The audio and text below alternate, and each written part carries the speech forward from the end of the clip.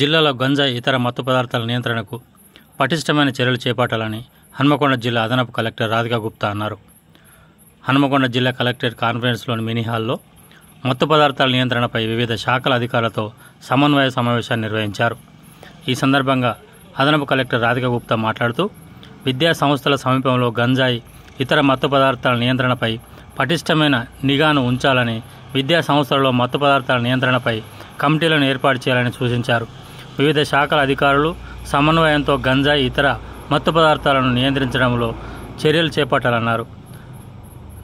మార్చి నెలలో గంజాయి 72 కిలోలను స్వాధీనం చేసుకున్నట్లు, ఇందుకు సంబంధించిన 4 కేసులను నమోదు చేసినట్లు అధికారులు తెలిపారు. ఈ సమావేశంలో Warangal central zone DCP MA భారీ, డీఈఓ డాక్టర్ అబ్దుల్ హై, జిల్లా ఇంటర్మీడియట్ విద్యాధికారి గోపాల్, ఇతర అధికారులు పాల్గొన్నారు. ఈ ఛానల్ను సబ్స్క్రైబ్ చేయండి, లైక్ చేయండి.